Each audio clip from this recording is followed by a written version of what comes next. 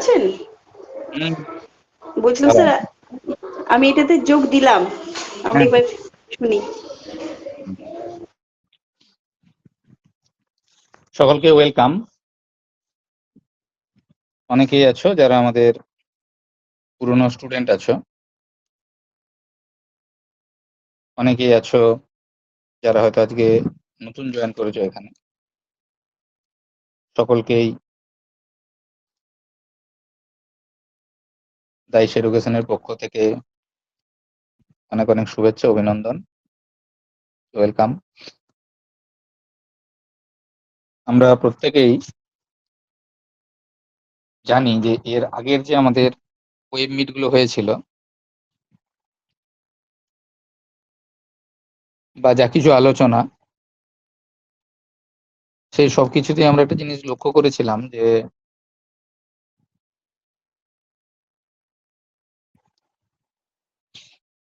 কি হবে, একটা অনিশ্চয়তা, তাই না?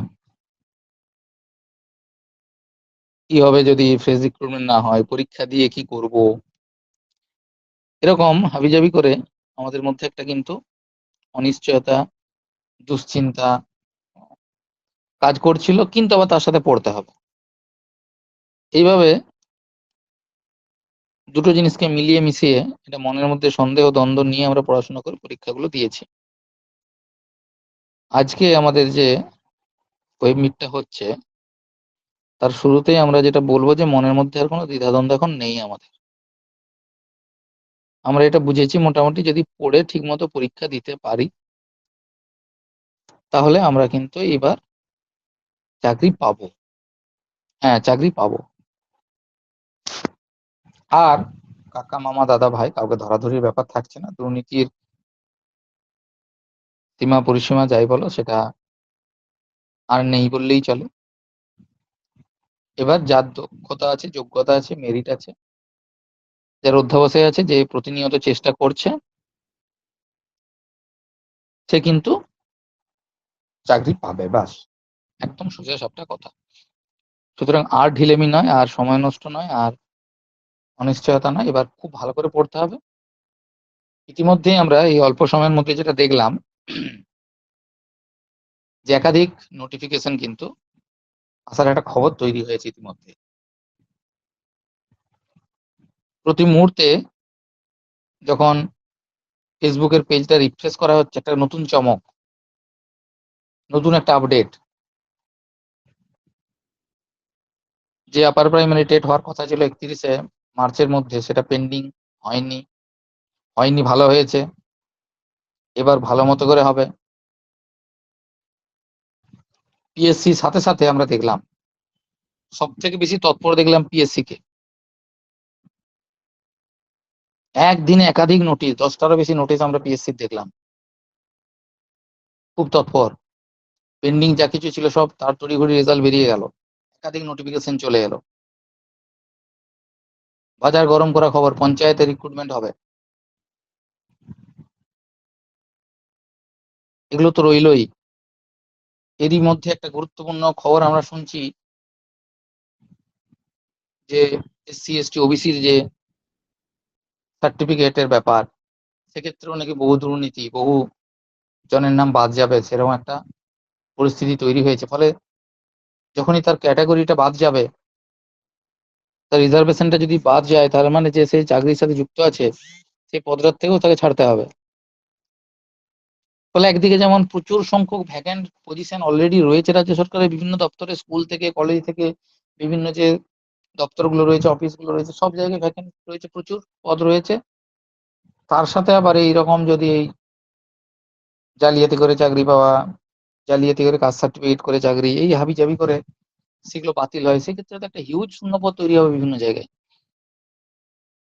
ফলে আমাদের কাছে একটা কিন্তু দারুণ অপরচুনিটি আসতে চলেছে। ফলে এটাকে কোনোভাবেই কিন্তু আর নষ্ট করা যাবে না, কোনোভাবেই নষ্ট করা যাবে না। আমি বারবার বলছি, যে যেখান থেকে চেষ্টা করছো, যে যেখান থেকে পড়ছো, যে যেভাবে যে পরিস্থিতিতে রয়েছো, সেখান থেকে প্রস্তুতি শুরু করতে হবে। অনেক সময় আমাদের ভাবতে ভাবতে সময় চলে যায়, কি করব, কোন পরীক্ষাটার জন্য পড়বো। এই লাস্ট কদিনে আমার কাছে একাধিক ফোন এসেছে, ফোনের বক্তব্য একই, কোন পরীক্ষাটা দেবো স্যার। আপনি তো বারবার বলছেন সেন্ট্রাল টেট পরীক্ষা দিতে, কখনো আপনি বলছেন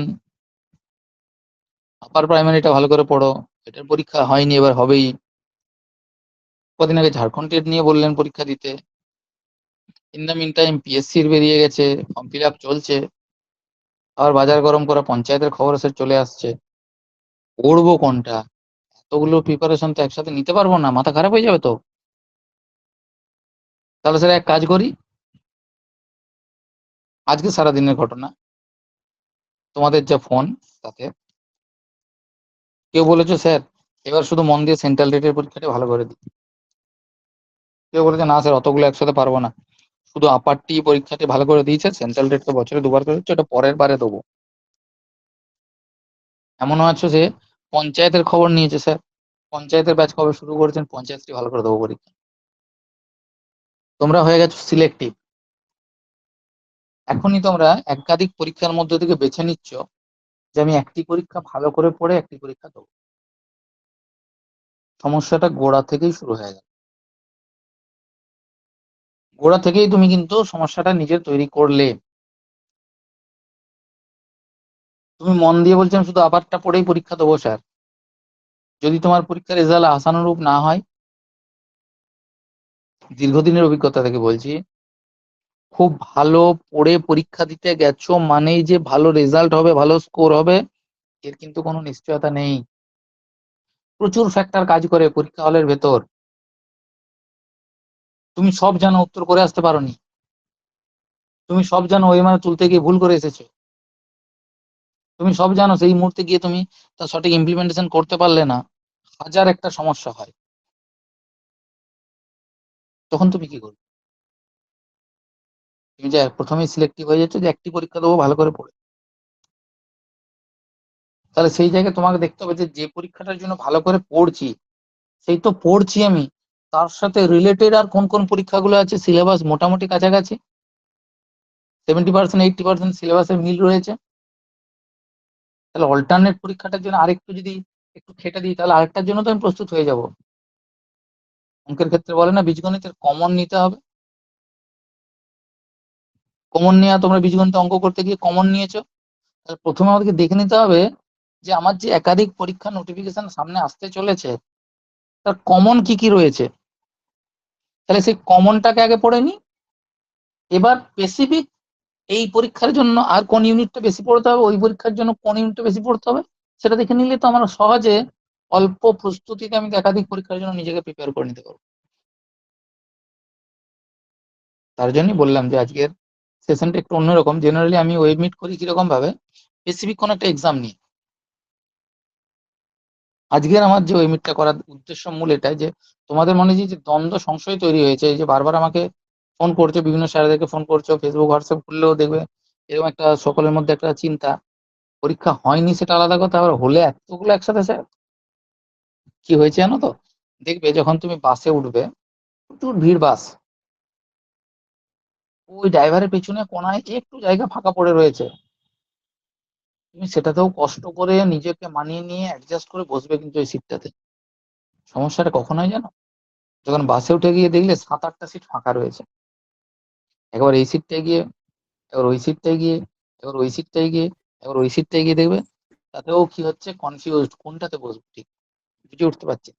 এটা প্রত্যেকের ক্ষেত্রে হয় তোমাদের, বর্তমানেও ঠিক একই রকম হয়েছে, এতগুলো পরীক্ষার খবর স্যার আসতে চলেছে কোনটা দেবো, আর এখনো তো নোটিফিকেশন বেরোয়নি, এখনই যদি এই মাথা খারাপ করা অবস্থা, নোটিফিকেশন বেরিয়ে গেলে কি হবে ভাবো, হয়তো দেখা গেল পুজোর আগেই বললো 6-7খানা পরীক্ষা হবে, যে দ্রুততার সাথে এগিয়ে যাচ্ছে সরকার, তাতে করে পুজো পর্যন্ত যাবে কিনা সন্দেহ আছে, তার আগে হয়তো বেশ কিছু পরীক্ষার ডেট পড়ে যেতে পারে, এরকম তৎপর। আগামীকাল দেখো আবার কি বোম ব্লাস্ট হয়, কি নতুন নতুন অর্ডারের ডালি নিয়ে আসে দেখো, তাহলে সেই জায়গা থেকে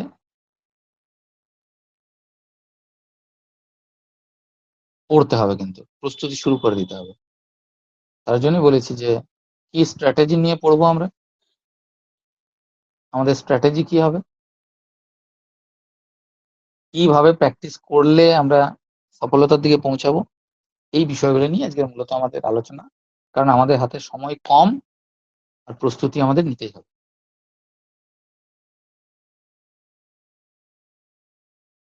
খুব ভালো একটা উক্তি আছে, দেখো, যে সাফল্য কিন্তু একদিনে আসে না, ধৈর্য, সময় এবং চেষ্টা দরকার আছে।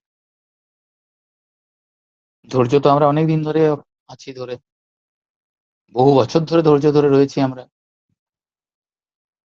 সময় তো অনেকটাই আমরা অতিবাহিত করে ফেলেছি, কম বেশি চেষ্টাও কিন্তু করে যাচ্ছি। তাহলে এবার কিন্তু সফলতা আসার সময় হয়ে গেছে। এই গুরুত্বপূর্ণ সময়ে যদি পিছিয়ে থাকো, এই গুরুত্বপূর্ণ সময়ে যদি সঠিক পথটা না ধরতে পারো, তাহলে কিন্তু আবার দেখা যাবে অনিশ্চয়তার অন্ধকারে হারিয়ে যাবে। আর এতদিন হয়নি হয়নি হয়নি করে তুমি পাড়া প্রতিবেশী আত্মীয় স্বজন বাড়ির বাবা মা সকলের কাছে একটা কিন্তু সিম্পেথি গ্রাউন্ড পাচ্ছিলে, যে পরীক্ষা হয়নি বলে আমার ছেলেটা বা আমার মেয়েটা চাকরিটা পেলো না। বা তুমি তোমার মনকেও বোঝাতে পারছিলে, সরকার তো পরীক্ষা নেয়নি, কারোরই তো হয়নি, ওই জন্য আমার হয়নি। কোথাও গিয়ে তুমি কিন্তু মানসিক একটা শান্তিতে ছিলে যে কারোর হয়নি বলে আমার হয়নি। এবার দেখা গেল পরীক্ষা হয়ে গেল, একাধিক জনের চাকরি হয়ে গেল। সেই জায়গায় তোমার যদি দুর্বলতা থাকে, প্রস্তুতির অভাবের জন্য যদি না হয়, তখন অন্যদের পাশাপাশি তুমি নিজের মনের কাছে নিজে ছোট হয়ে যাবে, উত্তর দিতে পারবে না। ফলে অন্ধকার থেকে যখন আলো দেখা যাচ্ছে, তখন আর চোখ বন্ধ করে রাখলে কিন্তু হবে না, চোখ খুলতে হবে। এই মুহূর্তে আমাদের হাতের কাছে একাধিক এক্সাম রয়েছে। টেট পরীক্ষার ডেট পড়ে গেছে অলরেডি, সেপ্টেম্বরের 6 তারিখ ডেট ঘোষণা হয়ে গেছে সিটের পরীক্ষা, 6 তারিখ সেপ্টেম্বরের। আপার প্রাইমারি টেট খুব তাড়াতাড়ি নোটিফিকেশন আসতে চলেছে, আমি সেকেন্ড অপশনের জন্য রেখেছি, খুব তাড়াতাড়ি আসতে চলেছে। যারা এসএলএসটি অলরেডি 9, 10 বা 11, 12 রিটেন কোয়ালিফাই করেছে, তাদের ইন্টারভিউ ডেমনস্ট্রেশন চলছিল, পেন্ডিং আছে, আবার শুরু হয়ে যাবে। পিএসসি ফর্ম ফিল আপ চলছে, অনগোয়িং। পঞ্চায়েত আসতে চলেছে, হট নিউজ এখন। অনেকে আছো এই সবের থেকে বিরূপ হয়ে নেট সেটের জন্য প্রস্তুতি নিচ্ছিলে, তারা তো রইলেই। হ্যালো। গ্রুপ সিডি, গ্রুপ সিডির ইন্টারভিউ দ্রুত আসতে চলেছে। হ্যালো স্যার, আপার প্রাইমারি হচ্ছে কবে নোটিফিকেশন দেবে? শুনতে থাকো, শেষ পর্যন্ত সব বুঝতে পারবে, মাঝে প্রশ্ন করার প্রয়োজন নেই। শেষে গিয়ে আমি ইন্টারাকশন সেশন দেবো, তখন প্রশ্ন করবে, তা নাহলে এলোমেলো প্রশ্ন করলে পুরো সেশনটা আমি সিস্টেমেটিক ওয়েতে চালাতে পারবো না। হ্যাঁ, শেষে গিয়ে প্রশ্ন করো, আমি সবার প্রশ্ন নেবো। এখন শুনতে থাকো শুধু, শুনতে শুনতে অনেক প্রশ্নের উত্তর পেয়ে যাবে, যেগুলো পাবে না জড়ো করে রাখো, শেষে গিয়ে আমি বলে দেবো। গ্রুপ সিডি রেজাল্ট বেরিয়ে ইন্টারভিউ খুব দ্রুত হবে। প্রাইমারি টেট বাজারে খবর নেই, আসতে চলেছে, কেউ পিছিয়ে থাকবে না। তাহলে এই মুহূর্তে যতগুলো এখানে দেয়া রয়েছে, এগুলো তো রইলই খবরে। এর বাইরে গিয়েও একাধিক যে সরকারি দপ্তর রয়েছে, যে ক্লারিক্যাল পোস্টের যে জায়গাগুলো রয়েছে, কখন কার ফুটপাট করে অ্যাডভার্টাইজমেন্ট বেরিয়ে যাবে। এই তো শোনা যাচ্ছে বাংলা সহায়তা কেন্দ্রে যে নিয়োগ হয়েছে সেগুলো বাতিল হয়ে যাবে। আবার কোথাও শোনা যাচ্ছে পুরসভায় যে নিয়োগ হয়েছে সে দুর্নীতি, সেটা বাতিল হয়ে যাবে। বিভিন্ন ইউনিভার্সিটিতে যে নন টিচিং পোস্ট নিয়োগ হয়েছে সেগুলো বাতিল হবে। এরকম করে প্রতি মুহূর্ত কিন্তু প্রচুর খবর, প্রচুর শূন্যপদ আছে, প্রচুর শূন্যপদে চাকরি বাতিল হবে, প্রাইমারি বাতিল হবে, এসএসটি অযোগ্য বাতিল হবে। এই যে শূন্যপদ রয়েছে প্লাস বাতিল হবে, দিয়ে শূন্যপদ যোগ হবে, তাহলে একটা কিন্তু জোয়ার আসতে চলেছে চাকরির ক্ষেত্রে। এই জোয়ারটা যারা কাজে লাগাতে পারবে তারা বেরিয়ে যাবে, এই জোয়ার কিন্তু সারা জীবন থাকবে না। এটা একটা হিড়িক, এটা একটা ঘটনাক্রম যার জন্য এই পরিস্থিতি তৈরি হয়েছে। এই মুহূর্তে আমাদেরকে কিন্তু এটা কাজে লাগাতে হবে, বারবার বলছি কাজে লাগাতে হবে, এই জোয়ারটাকে কাজে লাগাতে হবে। ঠিক যেমন একটা ঢেউ উঠেছিল, সরকার চলে এলো নতুন, এটা কিন্তু ঢেউ, ভালো মন্দের হিসাব অনেক পরে। এটা ঢেউ উঠেছিল, সেই ঢেউয়ে সেই জোয়ারে আমরা গা ভাসিয়েছি, সরকার চলে এসেছে। আবার একটা চাকরির ক্ষেত্রে, নিয়োগের ক্ষেত্রে জোয়ার আসবে, ঢেউ আসবে, আমাদের গা ভাসাতে হবে সেই জোয়ারে, যাতে আমরা নিজেদেরকে প্রতিষ্ঠা করতে পারি। যে মেলাতে পারবে না তাল, সে কিন্তু পিছিয়ে যাবে। হাতের কাছে এই মুহূর্তে যেগুলো চলছে আমাদের, দেখো এগুলো সবগুলোই কিন্তু চলছে সিরিয়ালি, এইভাবেই করা আছে। আপার প্রাইমারি এখন মোস্ট প্রায়োরিটির জায়গায় দাঁড়িয়ে আছে, upper primary SLST, group C, group D. কারণ আপার প্রাইমারি অলরেডি কোর্টের অর্ডার ভায়োলেট হয়ে গেছে। আর এই সরকার, নতুন সরকার কোর্টের বিরুদ্ধে যাবে না, ডেট এক্সটেন্ড করবে না, হয়তো কেসকে লেন্দি করবে না, ওবিসি মামলা উইথড্র করে নেবে বলেছে। ফলে বাকি যে কেসগুলো চলছিল সব উইথড্র করে নেবে তারা, এবং কোর্টের যে অর্ডার, সেই অর্ডারকে তারা মান্যতা দেবে, সেরকমই বক্তব্য। ফলে আপার প্রাইমারি খুব দ্রুত করতে হবে, অলরেডি ভায়োলেট হয়ে গেছে। এসএলএসটি ইন্টারভিউ চলছে, কিছু হয়েছে, কিছু বাকি আছে, খুব দ্রুততার সাথে সে কাজ চলবে। প্রাইমারি টেটের ইন্টারভিউ হতে হতে বন্ধ আছে, কয়েকটা জেলায় হয়েছে, আবার হবে। Group C, group D result বেরিয়ে ইন্টারভিউ, ফলে কোনোটাই বাদ নেই, সবগুলো চলছে। পিএসসি ফর্ম ফিল আপ চলছে, পঞ্চায়েতের ফর্ম ফিল আপ শুরু হলে বলে বাদ দেবে কোনটাকে। হয়তো আমি বললাম নেট সেটটাকে একটু সরিয়ে রাখো, এখন থাক, এই ভিড়ে ওকে একটু আলাদা করে রাখো, তার বাকি বাকি সবগুলোতে করতে হবে, সব পরীক্ষাগুলোই করতে হবে। এগুলো তো নাম দিয়ে হলো, যেগুলো নাম ছাড়া যে ভ্যাকেন্সি গুলো আসতে চলেছে, এগুলো আমরা এখনো জানতেই পারিনি। তখন কি করবে, কোনটা নিয়ে আগে পড়বে, কোনটা পরে পড়বে, তাহলে কি করবে এবার? সেই জন্য আজকের এই আলোচনা, যদি খানিকটা দিশা দেখাতে পারি তোমাদের, সেটাই আমার প্রচেষ্টা।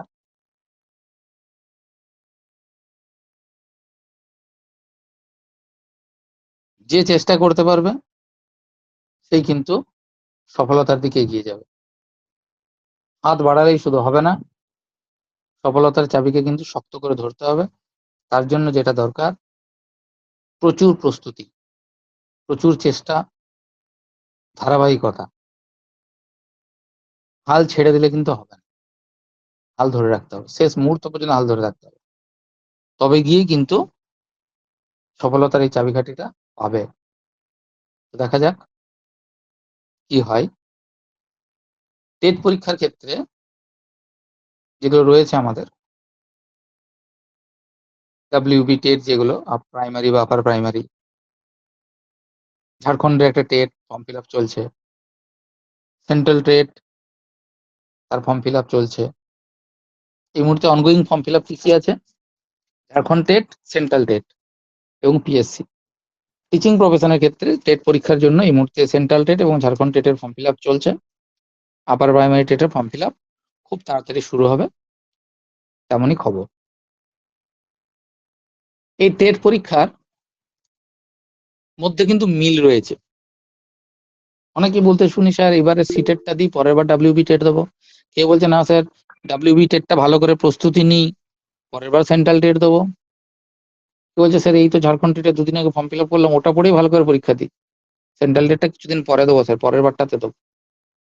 কিন্তু যদি খুব ভালো করে লক্ষ্য করো, এই যে টেট পরীক্ষাগুলো, কি ডাব্লিউবি টেট, কি ঝাড়খণ্ডের টেট, কি সেন্ট্রালের টেট, এদের যে বেসিক সিলেবাস স্ট্রাকচারটা অনেকটাই এক, অনেকটাই এক। হয়তো ছোট্ট ছোট্ট জায়গায় দু একটা সাব ইউনিটে গিয়ে চেঞ্জ হবে। এদের যে বেসিক সিলেবাস স্ট্রাকচার ভালো করে যদি লক্ষ্য করো, পেপার ওয়ানের ক্ষেত্রে প্রত্যেকটা টেট পরীক্ষাতেই বলছি আমি, সেটা ডাব্লিউবি টেট হোক, ঝাড়খণ্ড টেট হোক, কি আমাদের সেন্ট্রালে টেট হোক, প্রত্যেকটার ক্ষেত্রেই কিন্তু পেপার ওয়ান, যেটাকে প্রাইমারি সেকশন বলা হচ্ছে, পেপার ওয়ান, যেটাকে আমরা বলছি প্রাইমারি টেট, কেউ বলছে পেপার ওয়ান, সিলেবাস দেখো সেম। চাইল্ড ডেভেলপমেন্ট পেডাগজি,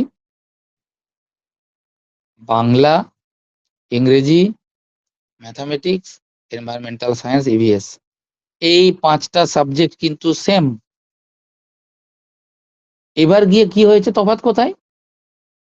আমাদের যে রাজ্য সরকারের যে টেট এবং সেন্ট্রালের যে টেট, সেখানে কিন্তু এই সিলেবাসটা সেম।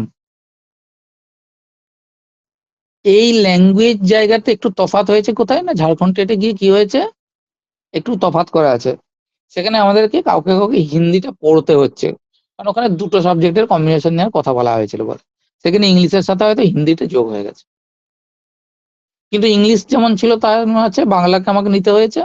বাকি চাইল্ড ডেভেলপমেন্ট পেডাগজি আছে, ম্যাথামেটিক্স আছে, ইভিএস আছে, সবই আছে। তাহলে আমি যদি এই পেপার ওয়ানের সিলেবাসটা পড়ি, তাহলে আমার সেন্ট্রাল টেটও হয়ে যাবে। এই পেপার ওয়ানের সিলেবাস যদি পড়ি, আমার ঝাড়খণ্ড টেটও হয়ে যাবে। শুধু এই হিন্দিটা আলাদা করে এখানে পড়ে নিতে হচ্ছে 15 নম্বরের জন্য।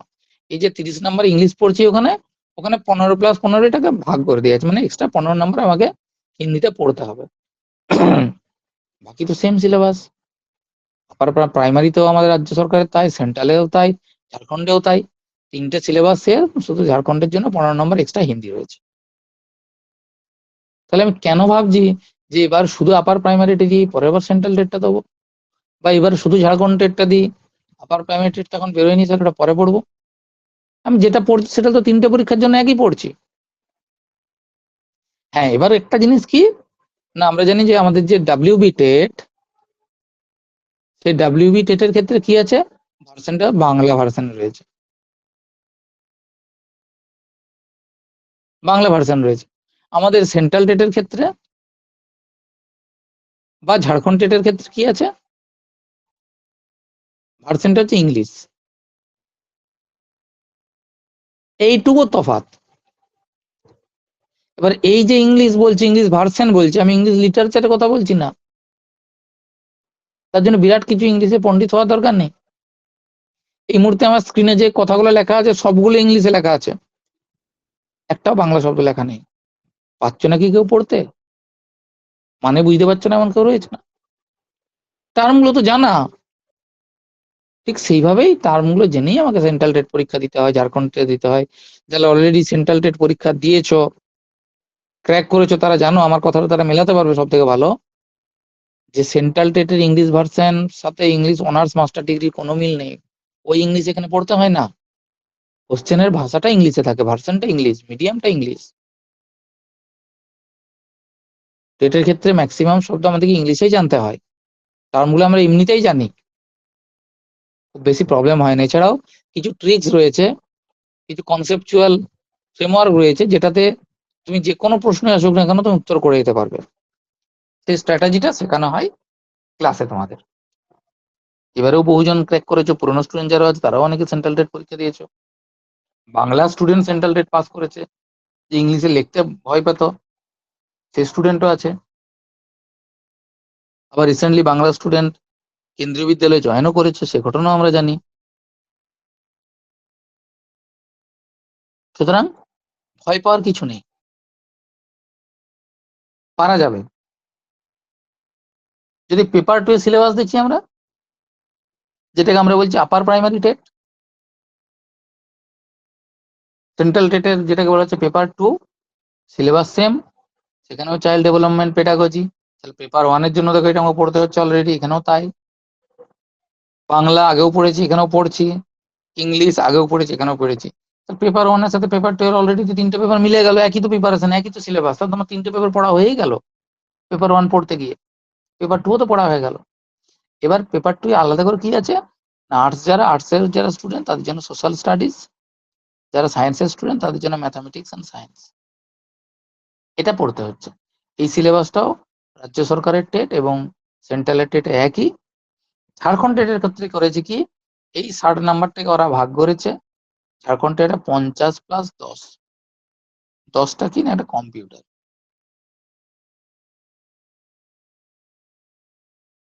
তার মানে এই পুরো সিলেবাসটা যদি আমি ঠিক করে পড়ি, আমার তো সব পরীক্ষায় হয়ে গেল। ঝাড়খণ্ডের জন্য কি করেছে, একটা 10 নম্বরে কম্পিউটার দিয়েছে, এবং সেটা খুবই বেসিক সিলেবাস। আমরা যে কোনো কম্পিটিটিভ পরীক্ষা দিতে গেলে কম্পিউটার এমনি টুকটাক পড়ে যায়, সেরকমই প্রশ্ন থাকবে। বিরাট কিছু কম্পিউটার সায়েন্স থেকে প্রশ্ন হবে না। তাহলে তো এই একই সিলেবাস স্যার, দেখলাম 3টেতেই। অনেকের মধ্যে ভয় আছে স্যার, সেন্ট্রাল টেট দেবো না, ওখানে নাকি অঙ্ক রয়েছে। আজকেই বলছিল আমাকে আগে, সেন্ট্রাল টেট দেবো না স্যার, অঙ্ক রয়েছে, তো আমি অঙ্ক একদম পারি না। আমি বললাম অঙ্ক নেই, তুমি তো আর্টস এর স্টুডেন্ট, তুমি অঙ্ক কেন করবে? আর্টস এর স্টুডেন্টদের জন্য অঙ্ক নেই, আছে ইতিহাস আছে, ভূগোল আছে, পল সায়েন্স আছে। যারা আর্টস এর স্টুডেন্ট, তোমাকে অঙ্ক করতে হবে না। যারা সায়েন্স এর স্টুডেন্ট তারা অঙ্ক করবে, তারা সায়েন্স পড়বে, তাদেরকে আবার ইতিহাস, ভূগোল, পল সায়েন্স পড়ার দরকার নেই। তাহলে সিলেবাসটাকে বুঝতে হবে ঠিক করে, আমাদের মার্কস ডিস্ট্রিবিউশনটাকে বুঝতে হবে আমাদের ঠিক করে, তবে তো গিয়ে আমি কনফিডেন্স পাবো। তাহলে দেখলাম যে এই যে তিনটে টেটের কথা বললাম, দেখো তিনটা টেটের সিলেবাস সেম হলো না, হলো না, আমাকে বলো এবার। তিনটা টেট পরীক্ষার সিলেবাস সেম না সেম নয়?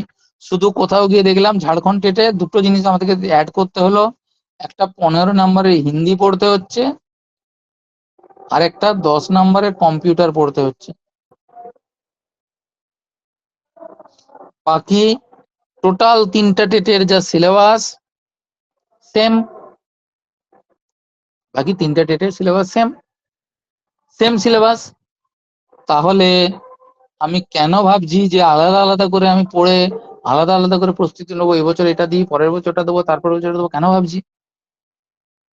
আমার একই প্রস্তুতিতেই তো আমার তিনটে টেটের জন্য সিলেবাস আমার কমপ্লিট হয়ে যাবে। এবার মজার ব্যাপার হচ্ছে, আরো সুবিধা হয়ে গেছে, এখন এই সেন্ট্রাল টেট আর আমাদের ডাব্লিউবি টেট, এই দুটো টেট এখন এক হয়ে গেছে। আগে আপার প্রাইমারি টেট হতো আপার প্রাইমারির মতো করে, মানে রাজ্য সরকারের ইচ্ছায়। বর্তমানে যেহেতু আমাদের ডবল ইঞ্জিন সরকার, তাহলে সেন্ট্রাল টেটের প্যাটার্নেই কিন্তু ডাব্লিউবি টেট পরীক্ষা হবে। সেন্ট্রাল টেটের প্যাটার্নেই কিন্তু ডাব্লিউবি টেট পরীক্ষা হবে, অর্থাৎ সেন্ট্রাল টেট যারা পরীক্ষা দিয়েছো বা প্রস্তুতি নিচ্ছ, তারা এক চান্সে ডাব্লিউবি টেট এমনিতেই বেরিয়ে যাবে, কারণ পেডাগজি একমাত্র রাস্তা হবে। পেডাগজি পড়েই পাস করে যাবে, চিন্তার কোনো কারণ নেই। সেন্ট্রালের ধাঁচেই কিন্তু এবার আপার প্রাইমারি টেট হবে। সিলেবাস আগেও এক ছিল, কিন্তু প্রশ্নপত্রের ধরন আলাদা ছিল। এবার সেন্ট্রালের যা প্রশ্নপত্রের ধরন আর আপার প্রাইমারি টেটের যা ডাব্লিউবি টেটের যা প্রশ্নপত্রের ধরন সেম থাকবে, সেম প্যাটার্ন। তাহলে তো আরো কাজটা সোজা হয়ে গেল আমাদের ক্ষেত্রে। প্রচুর কন্টেন্ট পড়ার আর দরকার নেই, প্রচুর কন্টেন্ট পড়ার আর একদমই দরকার নেই। চাইল্ড সাইকোলজি ভালো করে বোঝো, পেডাগজি ভালো করে বোঝো, ম্যাক্সিমাম কাজ তোমার কমপ্লিট হয়ে যাবে। ভালো করে পড়তে হবে শুধু একটু, তাহলেই হবে। ধাঁচটা সেম থাকবে সেন্ট্রালের এবং ডাব্লিউ টেটের। এবং যারা সেন্ট্রাল টেট পাস করবে, আমি আবারও আজকে বলছি, যারা সেন্ট্রাল টেট পাস করবে তাদের আপার প্রাইমারি টেট না পাস করলেও চলবে, তারা সরাসরি ইন্টারভিউ যদি উঠে যায় ডকুমেন্ট ভেরিফিকেশনে যেতে পারবে। এবং দুটো ক্যান্ডিডেট, একজন ডাব্লিউবি টেট পাস করেছে আর একজন সেন্ট্রাল টেট পাস করেছে, যদি সিলেক্ট করতে বলা হয় ফার্স্ট প্রায়োরিটি দেওয়া হবে এই সেন্ট্রাল টেট পাস করা ছেলেকেই। এখনো ওয়েস্ট বেঙ্গলে কিন্তু সেন্ট্রাল টেট পাস করা ছেলের ঘাটতি রয়েছে, প্রচুর সংখ্যায় নেই। WB TET upper primary pass করা ছেলে কয়েক লাখ বেরোবে, কিন্তু সেই কয়েক লাখের মধ্যে কয়েক হাজারও কিন্তু সেন্ট্রাল টেট পাস করা ছেলে মেয়ে নেই। কদিন আগেই তো মন্দিরে গিয়েছিল ইন্টারভিউ দিতে, একটা ছেলে পাওয়া যায়নি সেন্ট্রাল টেট পাস করা। তো একমাত্র একা ক্যান্ডিডেট গিয়েছিল সেন্ট্রাল টেট, পিএমসি স্কুলে, Bangla student. Central TET paper 1 paper 2 both qualified. কিছুদিন আগে, কয়েক মাস আগে ইন্টারভিউ দিয়েছিল, দিন 10-12 আগে জয়নিং লেটার হাতে পেয়েছে, রয়েছে আজকে ওই মিটে রয়েছে, হ্যাঁ স্যার আছি। সেন্ট্রাল টেট পাস করে। হ্যাঁ, বাংলা স্টুডেন্ট, আমার কলেজের student, Bangla student, Bangla honours, Bangla master degree student, ইংলিশে সেন্ট্রাল টেট পরীক্ষা পাস করে ইংলিশ মিডিয়াম স্কুলে, পিএমসি যে স্কুল, কেন্দ্রীয় বিদ্যালয়ের যে স্কুল, সেই স্কুলে চাকরি পেয়েছে। হবে না বললে কি করে হবে? লেগে থাকতে হবে, চেষ্টা করতে হবে, ধৈর্য রাখতে হবে, ধারাবাহিকভাবে প্রস্তুতি নিতে হবে। হলো না করে বাড়িতে বসে থাকলে হবে না। প্রতিবন্ধকতা প্রচুর। অনেকে তোমরা অজুহাত দাও, স্যার আমার বাবা অসুস্থ, মা অসুস্থ, এই সমস্যা হয়েছে, আমার ওইটা অসুবিধা রয়েছে। হাজার একটা প্রতিবন্ধকতার মাঝেও যদি তুমি চেষ্টা চালিয়ে যেতে পারো, সফলতা আসবে। ঘরে বসে বসে ঘুমিয়ে ঘুমিয়ে সফলতা আসবে না। তাহলে এই টেট পরীক্ষার সিলেবাস দেখলাম সেম। তাহলে কেন আমি একটা পরীক্ষা দেবো, কেন 3টা পরীক্ষা দেবো? অনেকবার খাটছি, সেই তো প্রস্তুতি নিচ্ছি।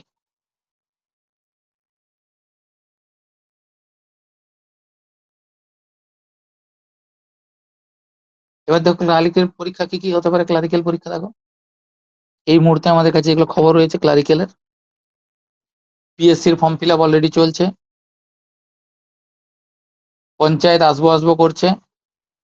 এই গ্রুপ সিডি আমি কিন্তু এসএসসির জন্য বলছি না, এসএসসির গ্রুপ সিডি অলরেডি হয়ে গেছে, ইন্টারভিউ বাকি আছে। গ্রুপ সিডি মানে রাজ্য সরকারের বিভিন্ন দপ্তরের গ্রুপ সিডির কথা বলছি আমি। এবং এছাড়াও তো মিসলেনিয়াস প্রচুর এক্সাম তো ডিউ রয়েছে। ক্লারিক্যাল পরীক্ষাগুলো, নন টিচিং যেগুলো, বা যেগুলোকে আমরা ক্লারিক্যাল এক্সাম বলতে বুঝি, প্রচুর পরীক্ষা রয়েছে আপকামিং।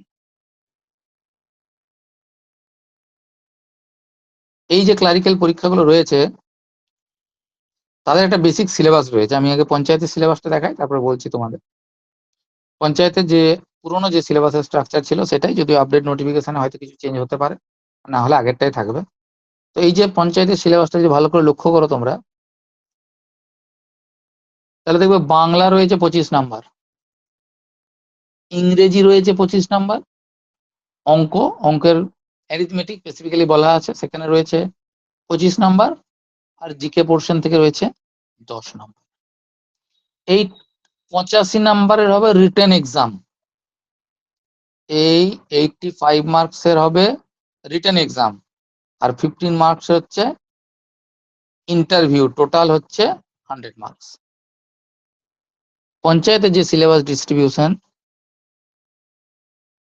তাতে করে এই প্যাটার্নেই বলা ছিল। বাংলা 25, বাংলা বলতে বাংলার ব্যাকরণ থাকবে, বাংলার আনসিন প্যাসেজ থাকবে, ইংরেজি ক্ষেত্রেও তাই, অঙ্কের ক্ষেত্রে বলা আছে অ্যারিথমেটিক পোর্শনটা থাকবে, আর জেনারেল নলেজের তো কোনো সিলেবাস হয় না, একই সব পরীক্ষার। এবার এই যে ইংরেজি, অঙ্ক এবং জিকে কারেন্ট অ্যাফেয়ার্স, এটা তো সমস্ত ক্লারিক্যাল পরীক্ষারই একই সিলেবাস। এই যে সিলেবাসটা, English, basic English, mathematics, GK বা কারেন্ট অ্যাফেয়ার্স, এটা তো যে কোনো ক্লারিক্যাল পরীক্ষার বেসিক সিলেবাস। পঞ্চায়েতে বাংলাটা যোগ করে দিয়েছে শুধু। বাংলাটা সাধারণত কম্পিটিটিভ পরীক্ষায় থাকে না, অন্যান্য কম্পিটিটিভ পরীক্ষায় বাংলাটা থাকে না।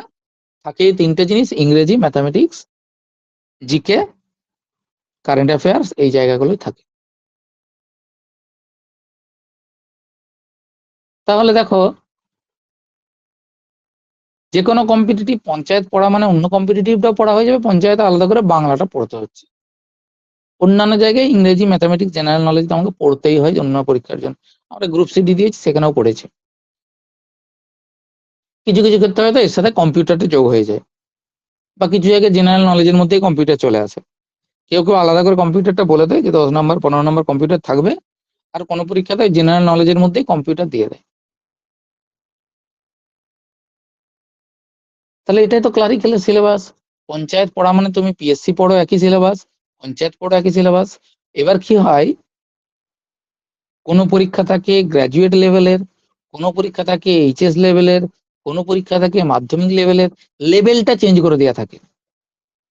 কিন্তু তুমি যদি একটা স্ট্যান্ডার্ড লেভেলে পড়াশোনা করো, গ্র্যাজুয়েট লেভেলে যদি পড়াশোনাটা করে রাখো, তাহলে পঞ্চায়েত পরীক্ষা দিতেও তোমার আটকাবে না, গ্রুপ সি দিয়ে পরীক্ষা দিতেও আটকাবে না, বা অন্যান্য যে পিএসসির মিসলেনিয়াস যে পরীক্ষা, সেখানেও আটকাবে না।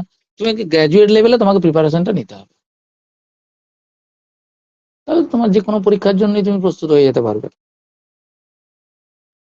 এখন মনে হচ্ছে স্যার এই টেট টেট করে বোঝাচ্ছিলেন, আবার হঠাৎ ক্লারিক্যালের দিকে চলে গেলেন। টেটের তো দুটো পেপারের মধ্যে আবার অতগুলো পড়তে হবে, সিডিপি পড়তে হবে, বাংলা পড়তে হবে, ইংরেজি পড়তে হবে, পেপার 1 হলে আবার ম্যাথামেটিক্স পড়তে হবে, ইভিএস পড়তে হবে, এদিকে আবার ইতিহাস ভূগোল পড়তে বলছেন। তাই না? তাহলে এত স্যার কি করে পড়বো? দুটো লাইনে যাওয়া যাবে না, যে কোনো একটা। হয় ভালো করে বোঝান টিচিং লাইনেই পড়বো, আর নাহলে বোঝান ক্লারিক্যাল লাইনে যাবো, দুটো লাইনে যেতে পারবো না। আমি বলছি দুটো লাইনে একসাথে হবে, দুটো লাইনই একসাথে হবে, আমি সেটাই বলছি। কম্বাইন্ড প্রিপারেশন নিতে হবে। তুমি একই সাথে টেট পরীক্ষার প্রস্তুতি নেবে, তুমি একই সাথে ক্লারিক্যাল পরীক্ষার প্রস্তুতি নেবে। আমি মিলিয়ে দেখিয়ে দিচ্ছি কোথায় কোথায় মিল আছে আর কোথায় কোথায় একটু বেশি পড়তে হবে। ঠিক যেমন টেট গুলো মিলিয়ে দিলাম, সব টেট গুলো মিলে গেল, শুধু ঝাড়খণ্ড টেটের জন্য দেখলাম দুটো পার্টে এক জায়গায় 15 নম্বরে হিন্দি আর 10 নম্বরে কম্পিউটার পড়ে নিলেই আপার প্রাইমারি টেটও হয়ে যাবে, প্রাইমারি টেটও হয়ে যাবে, সেন্ট্রাল টেটও হয়ে যাবে। ঠিক সেরকম আমি আবার এখন দেখাবো তোমাদের ক্লারিক্যালের সাথে টেট পড়াটা কি করে একসাথে করতে পারবে, সেটা আমি তোমাদের হিসাবটা বুঝিয়ানোর চেষ্টা করছি। দেখো বোঝাতে পারি কিনা। খুব ভালো করে এই জায়গাটা লক্ষ্য করো, এই স্লাইডটা খুব ভালো করে লক্ষ্য করো।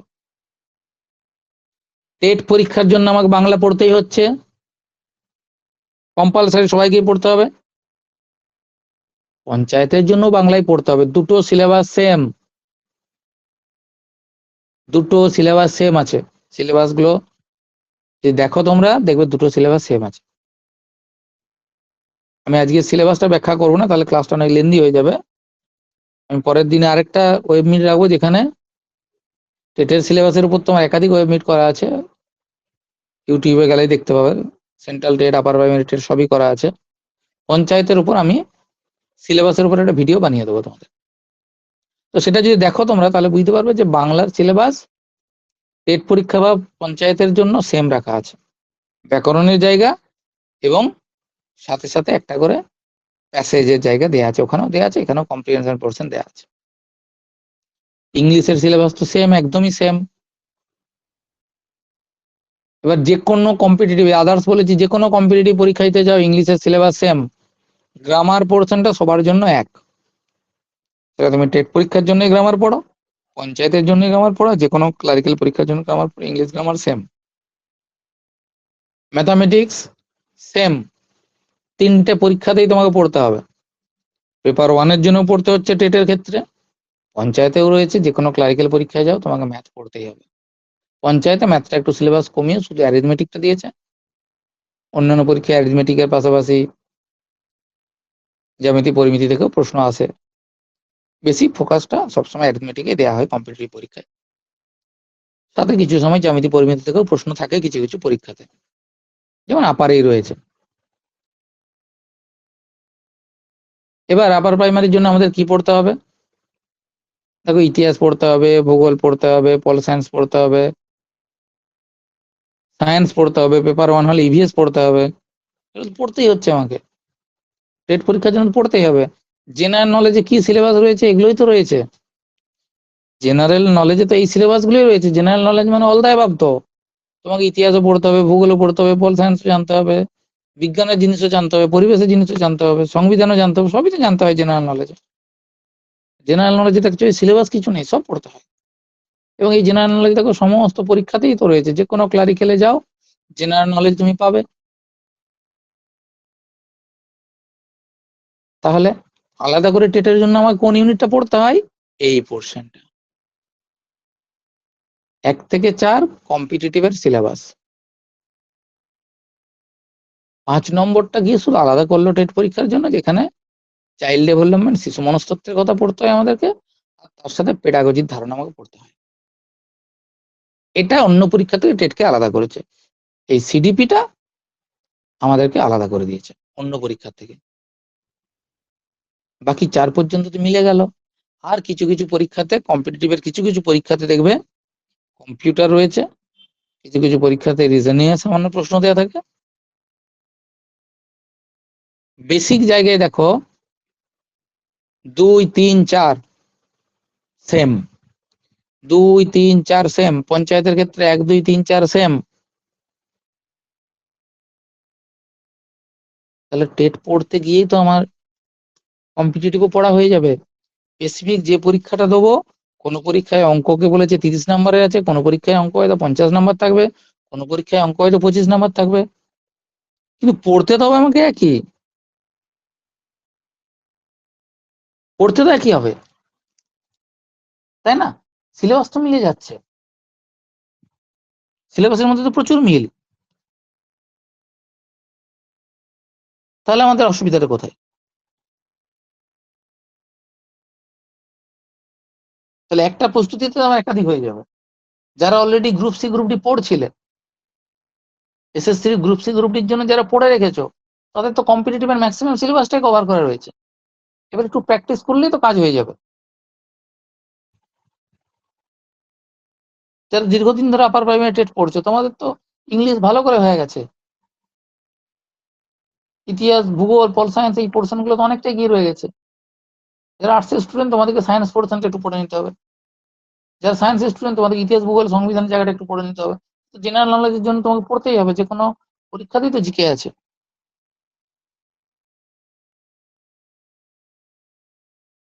এবার দেখো, যখনই আমরা কোর্স কিছু লঞ্চ করি, তখন স্পেসিফিক এক্সাম ওরিয়েন্টেড কোর্স আমাদেরকে লঞ্চ করতে হয়, যেটা আপার প্রাইমারির ব্যাচ, এটা সেন্ট্রাল টেটের ব্যাচ, এটা পঞ্চায়েতের ব্যাচ, এটা গ্রুপ সি গ্রুপ ডির batch. Specific exam related batch আমাদেরকে ক্রিয়েট করতে হয়। এবার প্রত্যেকটা কোর্সের একটা করে ফি স্ট্রাকচার থাকে। তাহলে তুমি একবার টেট পরীক্ষার ব্যাচে ভর্তি হলে, একবার পঞ্চায়েত পরীক্ষার ব্যাচে ভর্তি হলে, একবার পিএসসি মিসলেনিয়াস বেরোলো তার ব্যাচে ভর্তি হলে, আবার রাজ্য সরকারের বিভিন্ন দপ্তরে গ্রুপ সি গ্রুপ ডি বেরোবে, আবার একটা নতুন ব্যাচ হবে, তুমি সেখানে ভর্তি হলে। প্রত্যেকটা ব্যাচের যে ফি স্ট্রাকচার তোমাকে আলাদা আলাদা করে পে করতে হবে। যে দেখা গেল টেট ব্যাচে একবার ইংলিশের গ্রামার শিখলে, নাউন শিখলে, পঞ্চায়েত ব্যাচে গিয়ে একবার ইংলিশের নাউন শিখলে, পিএসসির ব্যাচে গিয়ে একবার ইংলিশের নাউন শিখলে, দরকার নেই তো। একই জিনিস তিনটে ব্যাচে তিনবার শেখা তো দরকার নেই। তাহলে ইন্ডিভিজুয়াল ব্যাচ আমাকে কেন রাখতে হয়? কারণ কেউ বলে না স্যার শুধু আমি টেটটা দেবো, দেবে, সে শুধু টেটটাই পড়বে। সে যদি আর্টসের স্টুডেন্ট হয়, সে নিশ্চয়ই অঙ্ক পড়তে যাবে না, ইভিএস পড়তে যাবে না, সায়েন্স পড়তে যাবে না, তাহলে তাকে আমাকে শুধু আর্টসের ক্লাসটা দিতে হবে। যে সায়েন্সের, সে নিশ্চয়ই ইতিহাস ভূগোল পড়তে যাবে না, তাকে স্পেসিফিক সায়েন্সের ক্লাসটা দিতে হবে। কেউ বললো না স্যার আমি বিএড করিনি বা ডিএলএড করিনি, আমি এই লাইনের লোক না, আমি কম্পিটিটিভ লাইনের লোক, বা আমি শুধুমাত্র এইচএস পাস করেছি, আমি গ্রাজুয়েশনও করিনি, আমি পঞ্চায়েতটিই শুধু দেবো, তাহলে আমার শুধু পঞ্চায়েতটুকু কেটে দিতে হবে। কিন্তু যাদের পক্ষে সম্ভাবনা রয়েছে যে আমি প্রত্যেকটা পরীক্ষায় দেওয়ার যোগ্যতা অলরেডি অর্জন করে নিয়েছি, আমি বিএড বা ডিএলএড করে নিয়েছি, আমার গ্র্যাজুয়েশন আছে, আমি টেটও দিতে পারবো, পঞ্চায়েতে দিতে পারবো, পিএসসির পরীক্ষা দেওয়ার যোগ্যতা আছে, তাহলে আমি কেন সব পরীক্ষাগুলো দেবো না? তাদের জন্য ভাবনা চিন্তা আমি করেছি যে একটা কম্বাইন্ড ব্যাচ রাখবো। আলাদা আলাদা পরীক্ষার জন্য তোমাকে আলাদা আলাদা করে প্রতিটা ব্যাচে অ্যাডমিশন নিতে হবে না, একই জিনিস প্রতিটা ব্যাচে বারবার শিখতে হবে না। কম্বাইন্ড ব্যাচ তোমাদেরকে দেবো, এবং ফি স্ট্রাকচারটাও তাহলে অনেকটা কমে যাবে কম্বাইন্ড ব্যাচ হলে। অল্প ফিস দিয়ে সমস্ত পরীক্ষাগুলোর জন্য ধারাবাহিকভাবে প্রস্তুতি নিতে পারবে। এই একটা চিন্তা ভাবনা রেখেছি। এবং যারা পুরনো আমাদের স্টুডেন্ট ছিলে, তাদের জন্য একটা চিন্তা ভাবনা রেখেছি। যারা দীর্ঘদিন আপার প্রাইমারি টেটের ক্লাসটা কন্টিনিউ করেছো, যেটা 31শে মার্চ পর্যন্ত হওয়ার কথা ছিল, কিন্তু 31শে মার্চ পর্যন্ত হয়নি, তার মধ্যে হলো না, কোর্সটা অনেকের ক্ষেত্রে এক্সপায়ার করে গেছে, তারা অ্যাক্সেস করতে পারছে না কোনো কিছু, এই প্রবলেমটা অনেকের ক্ষেত্রে হয়েছে। তাদেরকে আমি বলবো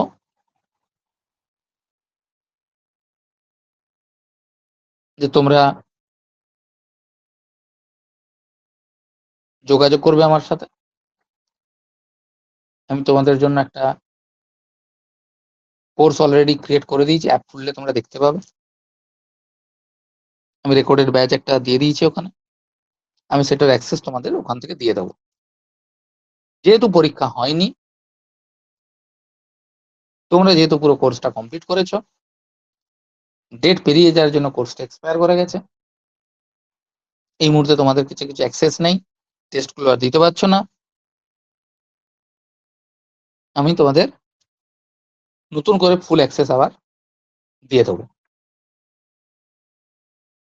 যারা কম্বাইন্ড প্রিপারেশন নিতে চাইছো তাদের জন্য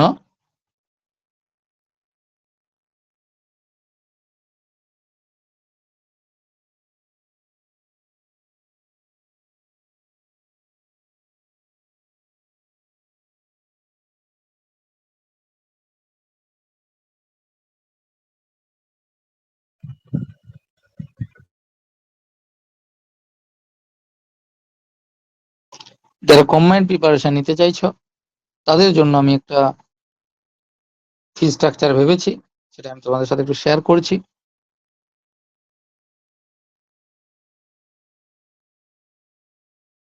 এই মুহূর্তে আমাদের যে ব্যাচগুলো রাখা আছে তার মধ্যে সেন্ট্রাল টেট চলছে অলরেডি ক্লাস আমাদের, যেটার ফি স্ট্রাকচার 1500 ছিল আজ পর্যন্ত, কিন্তু একটা লিমিটেশন রয়েছে, ডিসকাউন্ট দিয়ে বেশি দিন পর্যন্ত কোর্সটাকে রাখা যায় না।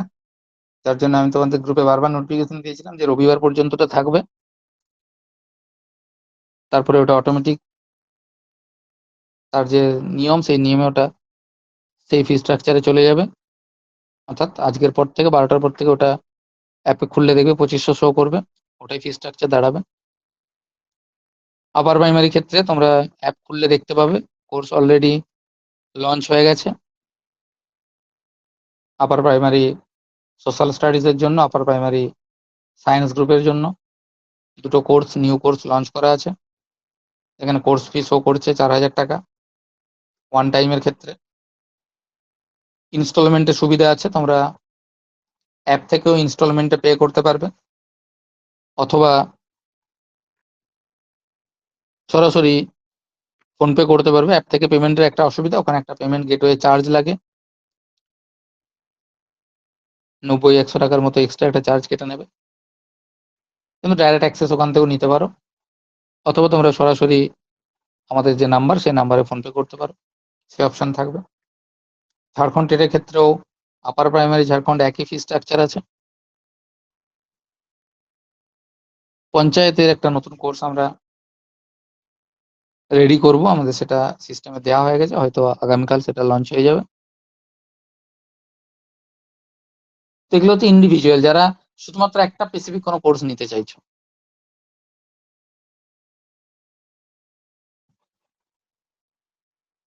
কিন্তু আমি বলবো যে তোমাদের তো ম্যাক্সিমাম পরীক্ষার জন্য সিলেবাসটা আমি তো কম্বাইন্ড দেখালাম স্ট্রাকচারটা, তাহলে এগুলো আলাদা আলাদা আলাদা করে যদি যোগ করতে যাও, এই বছর একটা পড়বো, পরের বার একটা পড়বো, এই যদি করে যদি এগুলোকে আলাদা করে যোগ করতে যাও, হিউজ অ্যামাউন্ট। তোমার যদি কম্বাইন্ড অপশন রয়েছে, তুমি কম্বাইন্ড করবে না কেন? তোমার কাছে যেহেতু কম্বাইন্ড অপশন রয়েছে, তুমি কম্বাইন্ড করবে না কেন?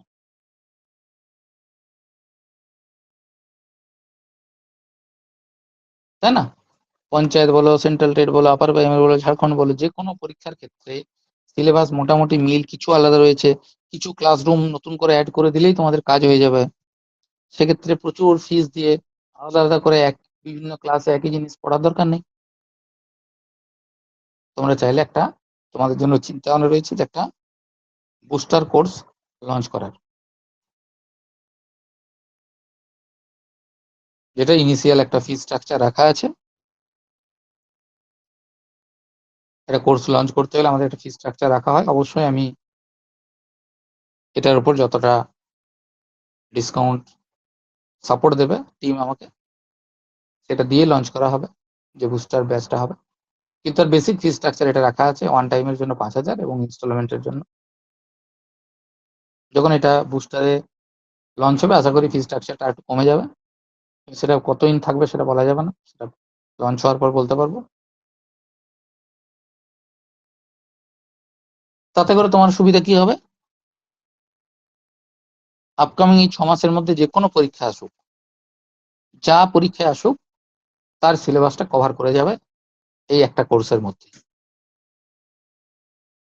সিলেবাস এক, প্রস্তুতির জন্য বিরাট কিছু পড়তে হবে না, শুধু ছোট ছোট ছোট ছোট ছোট ছোট করে আলাদা আলাদা করে স্পেসিফিক পঞ্চায়েতের জন্য এই ইউনিটটা বেশি পড়ো, ঝাড়খণ্ডের জন্য এই ক্লাসটা একটা এক্সট্রা করে নাও, পিএসসির জন্য রিজনিং পোর্শনটা একটু আলাদা করে একটা ক্লাস পড়ে নাও। এইটুকু যোগ করে করে করে দিলেই বাকি মাঝটা সেম, শুধু ধারে একটা করে পালক যোগ করে দিলে তাহলেই শুরুতে যেটা তোমাদের দেখিয়েছিলাম যে আমাদের হাতে এতগুলো এক্সাম আছে, দেখো এখন মনে হচ্ছে এতগুলো এক্সামের সহজ একটা সলিউশন আমরা পাচ্ছি। এবং নেটের যে পেপার 1 যদি ভালো করে লক্ষ্য করো, সেখানে টিচিং প্লাস রিসার্চ, এই টিচিং এবং রিসার্চ অ্যাপটিটিউড থেকে থাকে 25টা প্রশ্ন। এই পুরো প্রশ্নটাই তোমার সিডিপি থেকে কভার করবে। সেন্ট্রাল টেট যারা পড়েছো তারা একবার নেটের পেপার 1-এর টিচিং এবং রিসার্চ অ্যাপটিটিউডটা খুলে দেখবে, মিল পাও কি পাও না। আর বাকি যে 25 নাম্বার থাকে, সেই 25 নাম্বার থাকে বাকি 8টা ইউনিট থেকে, যেখানে আমাদের কম্পিউটার পড়তে হয়, যেখানে আমাদের ম্যাথ করতে হয়, যেখানে আমাদেরকে রিজনিং করতে হয়, যেখানে আমাদেরকে জিকে পড়তে হয়, ইভিএস পড়তে হয়। এগুলো তো কম্পিটিটিভে পড়ছি কম্বাইন্ড ব্যাচে। ওগুলো পড়ে যদি দাও, নেটের পেপার 1টাও কিন্তু এইখান থেকেই হয়ে যাবে, সিলেবাসে ওখানেও মিল রয়েছে। তাহলে এখানে আমি যতগুলো এক্সাম দেখিয়েছি, দেখো কম্বাইন্ড ওয়েতে যদি তুমি পড়ো, অল্প সময়ের মধ্যে কিন্তু একাধিক পরীক্ষার সিলেবাস তুমি কমপ্লিট করতে পারবে। তুমি যদি আলাদা আলাদা করে পড়তে চাও, এই জায়গাতে একটা ব্যাচ নিলাম, ওখানে দুটো ইউটিউবে চ্যানেল ঘাঁটছি, ওখানে দুটো আলাদা পরীক্ষার জন্য আলাদা আলাদা করে বই কিনছি, মাথা খারাপ হয়ে যাবে। এতগুলো প্রিপারেশন একসাথে নেওয়া যাবে না, অসম্ভব ব্যাপার। কিন্তু যদি কম্বাইন্ড ওয়েতে নাও, তাহলে কিন্তু দেখো আমার মনে হয় কম সময়ের মধ্যে কিন্তু একাধিক পরীক্ষাকে ক্র্যাক করা সম্ভব হবে তোমাদের পক্ষে। এবার তোমাদের যদি কোনো কোয়ারিজ থাকে বা কনফিউশন থাকে, রেজেন্ট করো, একে একে প্রশ্ন করো, আমি উত্তর দিয়ে চেষ্টা করবো।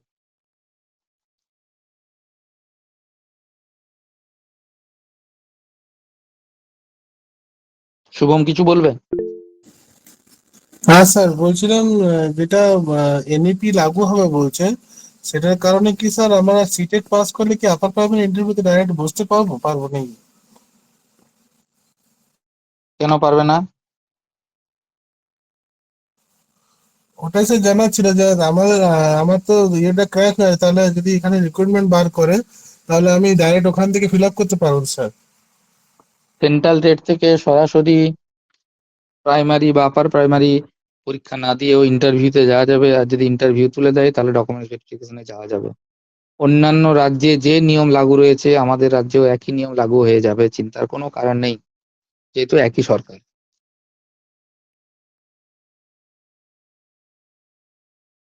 নির্দ্বিধায় থাকো।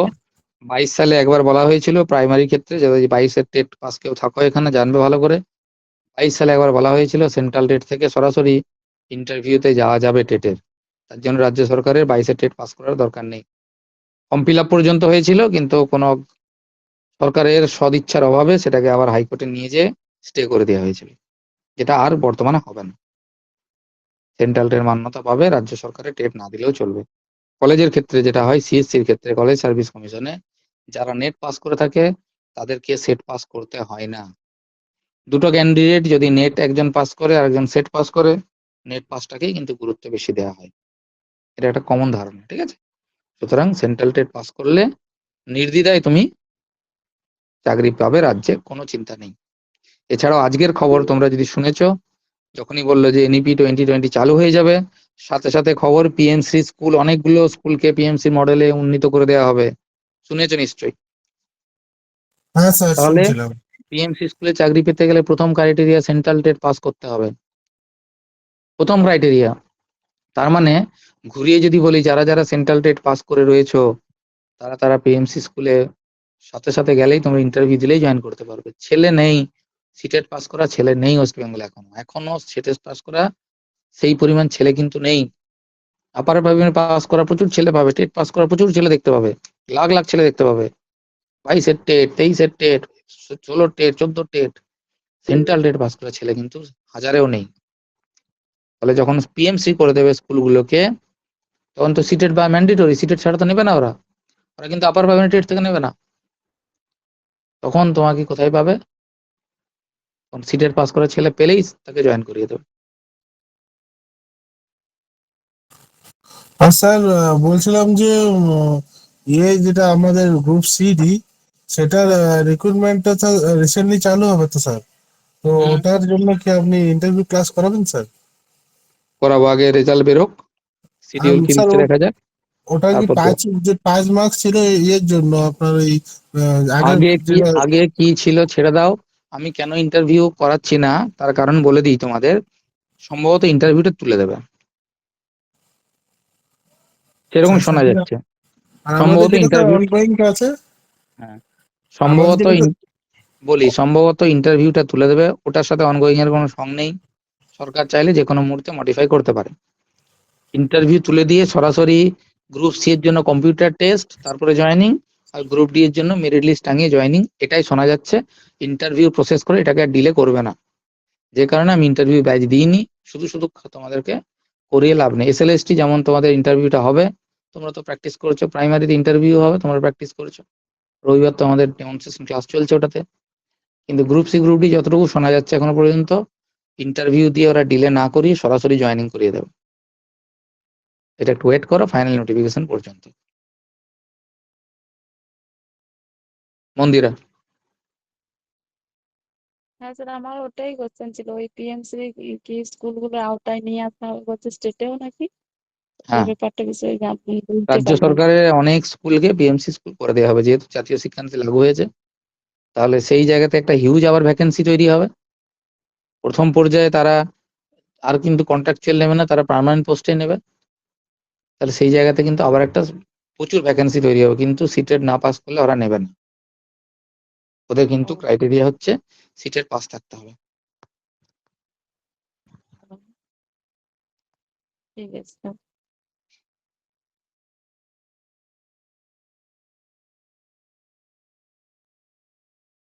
এবার আমার কাছে সিটেটের ক্লাস করে একটি ছাত্র, সে একটি তাপবিদ্যুৎ কেন্দ্রের আন্ডারে যে স্কুল রয়েছে সেখানে সে পড়ে। তার পার্মানেন্ট হচ্ছে না চাকরিটা, শুধুমাত্র সিটেটটা পাস নেই বলে। সে আমাকে বলেছে, স্যার আমাকে সিটেট এবার পাস করতেই হবে, তাহলে আমার ওই চাকরিটা পার্মানেন্ট হয়ে যাবে, সেন্ট্রাল স্কেলে সে তার বেতন পাবে। সিটেটের গুরুত্ব অনেক। যেহেতু আমাদের আলাদা সরকার ছিল, তারা ওটাকে গায়ের জোরে মান্যতা দেয়নি বলে সিটেটের প্রচার হয়নি। তোমরা দেখো এই লাস্ট 10 দিনে, মানে সরকার আসার পর থেকে বিভিন্ন কোচিং ইনস্টিটিউট গুলো দেখো সিটেট নিয়ে বিজ্ঞাপন দেওয়া শুরু করেছে। যারা কিন্তু 6 মাস 1 বছর পুরনো, তাদের পেজে যাও, কোনো সিটেট নিয়ে কথা নেই। তারা বুঝে গেছে যে এবার সিটেট মান্যতা পাবে, সিটেট ছাড়াই আর কোনো রাস্তা নেই। বড় বড় যতগুলো ওয়েস্ট বেঙ্গল লিডিং ইনস্টিটিউট রয়েছে দেখো, প্রত্যেকে কিন্তু সিটেটের আলাদা করে কোর্স লঞ্চ করছে, একটাই কারণে, বুঝে গেছে সিটেট চাই। সেখানে আমি বহু বছর আগে থেকে তোমাদের সিটেট করতে বলছি। সিটেট অনেকেই পাস করে রয়েছে, অপেক্ষা করো, সুযোগ এলে তোমরাই আগে সবার আগে জয়েন করবে। অনেকে বলেছিলে সিটেট স্যার করাচ্ছেন, কিচ্ছু কাজে লাগবে না, বেকার বেকার ওদের সময় নষ্ট করাচ্ছেন এবং টাকাও আপনি রোজগার করছেন, এমনও কথা আমাকে শুনতে হয়েছে। আমি বললাম সিটেট পাস করো, আজ না হোক কাল তার দাম পাবে। 22 সালে দাম দিয়ে দিয়েছিল সরকার, গায়ের জোরে সেটাকে আবার বন্ধ করে দিল। বন্ধ হয়ে যাওয়ার পর অনেক ছাত্র আমার বলে যাবে, স্যার আপনার কথা শুনে সিটেট পাস করে ফেসে গেলাম, এখন ইন্টারভিউটুকু দিতে পারলাম না। তারাই আবার কেউ কেউ বলছে, স্যার এবার মনে হচ্ছে স্যার হয়ে যাবে, আপনার কথাটা শুনে মনে হচ্ছে এবার কাজে লেগে যাবে। আমার কথা হচ্ছে, দেখো সরকার যে কোনো মুহূর্তে চেঞ্জ হতে পারে, শিক্ষানীতি যে কোনো মুহূর্তে চেঞ্জ হয়ে যেতে পারে, কিন্তু তুমি যদি পড়াশোনা করে একটা ডিগ্রি অর্জন করে রাখো, কখন কি সুযোগ আসবে, কখন কি নীতি হবে, তখন তোমার কাজে লেগে যাবে। যারা ইডাব্লিউএস বার করে রেখেছিল, এসএসসি তে দান দিয়ে দিল, তারা 59-60 পেয়েও ডাক পায়নি, 55 পেয়ে ইডাব্লিউএস এর জন্য ডাক পেয়ে গেছে, এমন উদাহরণ আছে। তাহলে কখন কোন সার্টিফিকেটটা, কোন ডিগ্রিটা, কোন কাগজটা তোমার কাজে লেগে যাবে, ক্লিক করে যাবে, যেটার জন্য তুমি স্থায়ী একটা চাকরি পেয়ে যাবে, কেউ জানে না। তাহলে হাতের করে যা সম্ভাবনা থাকবে তোমাকে সেই কাগজগুলো রেডি করে রাখতে হবে, পড়ে সেই ডিগ্রিগুলো অর্জন করে রাখতে হবে। এ তো ফেলা যাওয়ার জিনিস নয়। TET pass, life time validity. কখন কি সুযোগ আসবে, সরকারের নীতিতে কি পরিবর্তন হবে, চাকরি পেয়ে যাবে, তাই না? মধ্যে কথা পড়তে হবে, প্রচুর পড়তে হবে, সাহস করে পড়তে হবে, চাকরি পাওয়ার জন্য পড়তে হবে। তোমরা ডিগ্রি অর্জনের জন্য যে পরিমাণ কষ্ট করো, যেদিন তুমি অনার্সে ভর্তি হয়েছিলে তোমার কলেজে, তার আগে থেকে তোমার উচ্চ মাধ্যমিক দিয়ে চিন্তা ছিল আমার সাবজেক্টের ভালো মাস্টার কোথায় রয়েছে, দৌড়ে দৌড়ে খুঁজে সকালবেলায় না খেয়ে না দিয়ে বাড়ি থেকে 30-40 কিলোমিটার দূরে পড়তে গেছো টিউশন। সারা বছর ধরে পড়েছো কেন? সামনের বছর পরীক্ষা, ভর্তি হওয়ার আগে থেকে টিউশন শুরু করে দিয়েছো। এমনও ছেলে আছে উচ্চ মাধ্যমিক পরীক্ষা দেওয়ার আগে থেকে মাধ্যমিক দিয়ে টিউশন শুরু করে দেয়, পরের বছর তো 11 পরীক্ষা দেবে। তাহলে এখন এত তাড়াতাড়ি শুরু করা দরকার কি? ফর্মটা ফিল আপ করে অ্যাডমিটটা হাতে নিয়েও তো পরীক্ষার প্রস্তুতি শুরু করতে পারতো। তো তুমি তো তা করনি, গ্রাজুয়েশনেও তা করনি। তাহলে চাকরির পরীক্ষার ক্ষেত্রে তোমাদের মানসিকতাটা এমন হয় কেন যে ফর্মটা বেরোক, ফিল আপটা করি, ডেটটা পড়ুক, তারপর পড়া শুরু করবো? এটা ধারণা নয়। মাধ্যমিক, উচ্চ মাধ্যমিক, গ্রাজুয়েশনের ক্ষেত্রে তোমরা যেটা করেছিলে সারা বছর পড়েছিলে, বছরের শেষে পরীক্ষা দেবো বলে ধারাবাহিকভাবে প্রস্তুতি নিয়েছিলে। এখানেও তাই, ধারাবাহিকভাবে তোমাকে 1-1.5 বছর 2 বছর ধারাবাহিকভাবে পড়তে হবে। 1 মাস 2 মাস পড়ে চাকরির পরীক্ষা পাস করা যায় না। কম্পিটিশন হিউজ হয়ে গেছে, প্রচুর ছেলে মেয়ে বসে রয়েছে, এক এক ছেলে মেয়ে লাগাতার পড়ছে। যেভাবে তোমরা এসএলএসটি পড়েছিলে, সেই এনার্জি নিয়ে দেখো এসএলএসটির পরে অনেককে বলেছিলাম আমি যে এই এনার্জি নিয়ে আপারটা পড়ে যাও, একভাবে সম্ভব হয়নি, দেখো মাঝপথে ছেড়ে দিয়েছো। এটাই মুশকিল, আমরা ধরে রাখতে পারি না ফ্লোটাকে। যারা ধরে রাখতে পারে তারাই বেরিয়ে যায়। পড়াটা না সব সব কাজের থেকে সব থেকে জটিল কাজ পড়াশোনা। কারণ মনটাকে বসাতে হয়, আর মনটাকে নিয়ন্ত্রণ করা সব থেকে জটিল কাজ। আমরা করি কি, পরীক্ষার আগে তাড়াহুড়ো করে দিন জেগে রাত জেগে স্যার নোটস দিন মুখস্থ করে বই কিনে পাগলের মতো করি। কিন্তু তুমি ভাবো 6 মাস 8 মাস ধরে যদি ধারাবাহিকভাবে পড়ে যায়, অল্প অল্প অল্প করে পড়তে পড়তে পড়াটাও ভালো হয়, চাপও লাগে না, প্রস্তুতিটাও সুন্দর হয়। আমরা ডিগ্রি অর্জনের জন্য যতটা পড়াশোনা করি, কষ্ট করি, খরচ করি, চাকরির পরীক্ষার জন্য আমরা সেই প্রস্তুতি, খরচ, মানসিকভাবে প্রস্তুত কোনোটাই হয় না। কোথাও কাউকে শুনলাম না যে গ্রাজুয়েশন করে খবর নিয়েছো সেন্ট্রাল রেটের কোথায় ব্যাচ হচ্ছে, আপার প্রাইমারি কোথায় ব্যাচ হচ্ছে, ভর্তি হয়েছে একটা। সেটা না করে তোমরা মাস্টার ডিগ্রির জন্য দৌড়াও, কোন ইউনিভার্সিটি রেগুলার করবো, ডিস্টেন্সে করবো, কত টাকা ফিস নেবে। কিন্তু ভেবে দেখো, মানে একটা বিএড করতে গিয়ে বছরে কত টাকা খরচা হয়, মাসে কত টাকা খরচা হয়। যে চাকরির পরীক্ষার জন্য তুমি ক টাকা খরচা করেছো, কটা বই কিনেছো, কোথায় দৌড়েছো, বাড়ি থেকে 40 কিলোমিটার দূরে কোথায় পড়তে গেছো। এখন তো অনলাইনে হয়ে গেছে, সেটাই কজন করতে চাইছে। মানসিক ভাবে কিন্তু আমরা অন্য রাজ্যের ছেলে মেয়েদের কাছ থেকে এই জায়গায় পিছিয়ে গেছি। এছাড়াও তো ব্যাংকের কথা তো বললাম না, রেলের কথা তো বললাম না। ওয়েস্ট বেঙ্গলে ব্যাংকে প্রচুর নিয়োগ হবে। ব্যাংকের ক্ষেত্রে একটু প্রিপারেশনটা আলাদা, ওই জন্য আমি ওটাকে আজকের মতো রাখিনি। ওর ধরনটা একটু অন্যরকম হয়, যারা ব্যাংকিং এক্সাম দাও তারা বোঝো। ব্যাংক আছে, রেল আছে, কত পরীক্ষা রয়েছে, আবগারি দপ্তর আছে, পুলিশের একটা বলা আছে দেখবে যে 20,000-এর উপর নিয়োগ হবে। একাধিক আসছে রিক্রুটমেন্ট। শুধু পড়ে যাও, নিজের মেন্টাল সেট আপ করো। যেভাবে আমি দেখালাম যে এতগুলো পরীক্ষা স্ক্রিনে এখনো দেখতে পাচ্ছ, তার সিলেবাসটা কমন একটা সিলেবাস বানিয়ে নাও, সেই কমন জায়গাটাকে আগে পড়ো, আগে সেই কমন জায়গাটা ভালো করে পড়ে নাও। এবার স্পেসিফিক ওই পরীক্ষার জন্য এইটুকু সিলেবাস আমার বাকি রয়েছে, এটাকে পড়বো। ওই পরীক্ষার জন্য এটা বাড়তি সিলেবাস, এটাকে পড়বো। এরকম করে খাতায় ছক কাটো নিজে, এই প্রস্তুতি শুরু করো। তাহলে মনে হবে না কোনটাকে পড়বো, কোনটা ছাড়বো, কোথা থেকে শুরু করবো, আর পাজল হবে না। পরিষ্কার সিলেবাস গুলোকে ধরে ধরে নিজেরা ছক কেটে নাও, কমন জায়গা থেকে শুরু করো। এবার লিখে রাখো যে আপার প্রাইমারির জন্য আমাকে এটা এক্সট্রা পড়তে হবে, ক্লারিক্যালের জন্য এটা এক্সট্রা পড়তে হবে, পঞ্চায়েতের জন্য এটা এক্সট্রা পড়তে হবে। সেগুলোকে ধাপে ধাপে ধাপে ধাপে কমপ্লিট করো। ইউটিউবে প্রচুর চ্যানেল রয়েছে, ফ্রি চ্যানেল, যেখান থেকে তোমরা মেটেরিয়াল অ্যাক্সেস করতে পারবে। গুগল থেকে মেটেরিয়াল অ্যাক্সেস করা অনেক সহজ এখন। বাজারে বই অ্যাভেলেবেল রয়েছে, কোথাও দৌড়াতে হবে না, বাড়িতে বসে অ্যামাজন ফ্লিপকার্টে বই কিনতে পারবে। সেলফ স্টাডি করতে চাইলে সেলফ স্টাডি করো প্রচুর। যদি মনে হয় সেলফ স্টাডিতে রেগুলারাইজ হচ্ছে না, প্রেশার থাকছে না, তাহলে একটা ইনস্টিটিউটে ভর্তি হও। আমার কাছেও তোমরা ভর্তি হতে পারো। যেখানে ভালো লাগবে অন্য জায়গায় সেখানেও ভর্তি হতে পারো, কিন্তু সিরিয়াসলি পড়তে হবে। এমন কোনো শিক্ষার্থী আমার কাছ থেকে ঘুরে যায়নি যে ফিজের জন্য কাউকে আমি ঘুরিয়ে দিয়েছি, এটা এখন পর্যন্ত হয়। ফিজ স্ট্রাকচার একটা করে রাখতে হয় আমাদের সিস্টেম হয়েতে, কিন্তু এমন প্রচুর শিক্ষার্থী আছে যারা বলেছে স্যার এই ফিজ স্ট্রাকচার দিতে পারবো না, এই দেবো, তাকেও পড়িয়েছি, স্যার দেবো না, তাকেও পড়িয়েছি।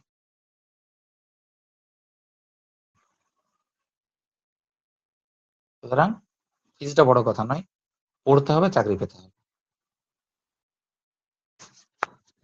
ভাবনা চিন্তা করো, শুধু কথাগুলো শুনে গা গরম করলে হবে না, বাস্তব জীবনে প্রয়োগ করতে হবে, একটা চাকরি আলটিমেট কিন্তু পেতে হবে। এবার আবারও বলছি, আর কেউ অজুহাত শুনবে না। এবার যদি চাকরি না পাও, তোমাকে তোমার বাড়ির লোক ও বাবা মাও কিন্তু অযোগ্য বলবে, বলে এতটা চাকরি জুটাতে পারলে না, সবাই জুটিয়ে নিল। বলে আর মনকে সান্ত্বনা দিতে পারবে না যে চাকরি হচ্ছে না বলে আমি পাইনি। এবার কিন্তু লোকে তোমাকে বেকারই বলবে না চাকরি পেলে। এই বাজারে যদি চাকরি না পাও, লোকে বলবে তোর দ্বারা কিছু হবে না, আর কেউ সহানুভূতি দেখাবে না।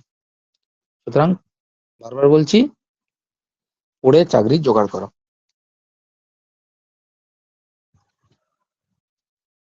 ঠিক আছে?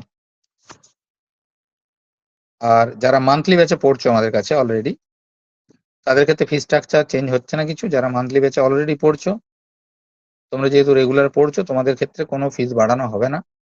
তোমরা অ্যাজ ইট ইজ যেভাবে মান্থলি ব্যাচে পড়ছো সেভাবেই পড়তে পারবে।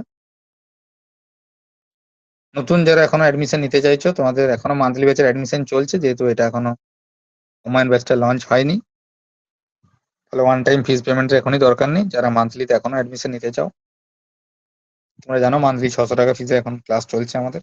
নতুন যদি কেউ আপার প্রাইমারি বা ক্লারিক্যালের কোনো ব্যাচে ভর্তি হতে চাও, মান্থলি ব্যাচে ভর্তি হতে পারবে। ক্লারিক্যালের জন্য মান্থলি ফিস আছে 500 টাকা, আর আপার প্রাইমারির জন্য মান্থলি ফিস আছে 600 টাকা। সেটা এখনো ভর্তি হতে পারবে। যখন কম্বাইন্ড ব্যাচটা লঞ্চ হয়ে যাবে, তখন আমরা ওই ওয়ান টাইম বা ইনস্টলমেন্টের অ্যাডমিশনটা রাখবো।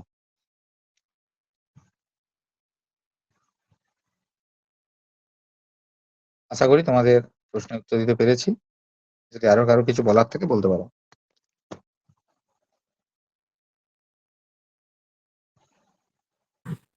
স্যার আমাদের ক্লাসটা তো এখন মান্থলি বেজে চলবে না?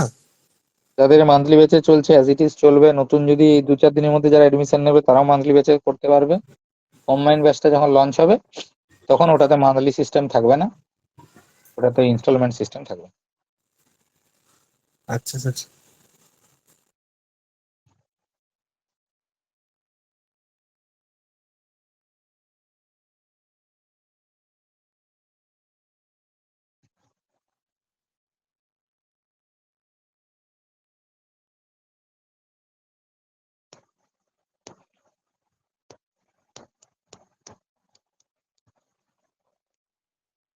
রিঙ্কু, তুমি একবার যোগাযোগ করবে, তোমার অ্যাক্সেসটা বন্ধ হয়ে গেছে।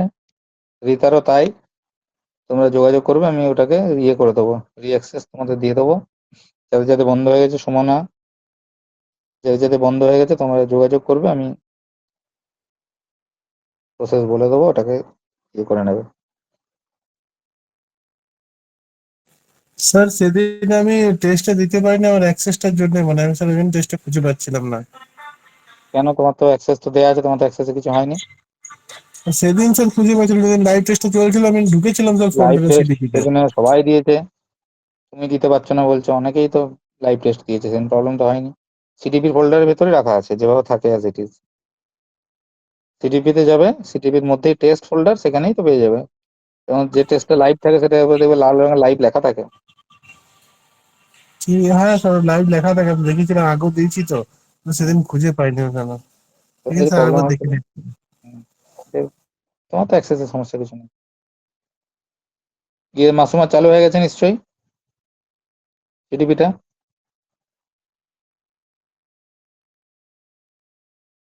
হ্যাঁ স্যার, চালু হয়েছে।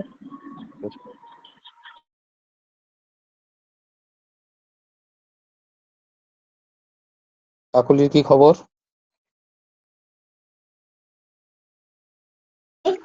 হ্যাঁ স্যার, ওই ভালো আছো? হ্যাঁ, এমনি মোটামুটি সব ঠিকই আছে। ওই ভাবছি স্যার যদি কিছু আমার যোগ্যতার পরীক্ষা থাকে বসবো আর কি আবার, কারণ গ্রুপ পঞ্চায়েতটা সিডি পাবে, আমার তো স্যার মিউনিসিপ্যালিটি এলাকাতে পাবো বসতে পঞ্চায়েতে। তার সাথে সংক্ষিপ্ত। তুই আবার এইসব আবার কি কথা, পরীক্ষা দেবে যে কেউ যেখান থেকে কিছু পরীক্ষা দিতে পারে, তুমি চাকরি করবে পঞ্চায়েত এলাকায়। মিউনিসিপালিটি থাকে বলে পঞ্চায়েতে পরীক্ষা দিতে পারবো না এরকম কোনো নিয়ম নেই। ও আমি ভাবছিলাম যে পঞ্চায়েতে তো লোকাল, ওই জন্য হয়তো না লোকালদেরই না হয়তো। না না না না, ওরকম কিছু ক্রাইটেরিয়া নেই। যে কেউ পঞ্চায়েতে পরীক্ষা দিতে পারবে, আচ্ছা চাকরি করবে পঞ্চায়েতে গিয়ে। আচ্ছা, দেখা যাক তাহলে ওটাই প্রিপারেশন, আর তাছাড়া তো এখন উপায় নেই আর।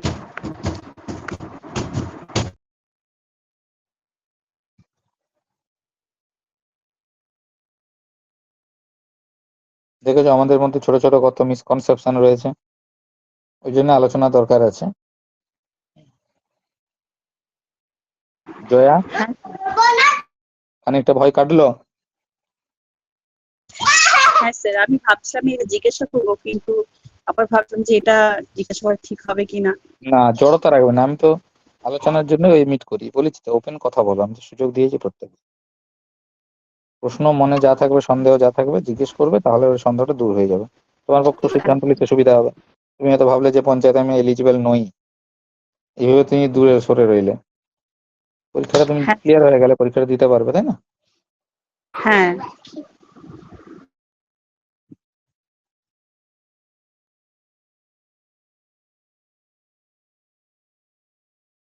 স্যার, হুম আমি বলছি যে আমি ওই যে স্কুলটাতে, ওটা তো পিএমসি কেন্দ্রীয় বিদ্যালয়, হুম।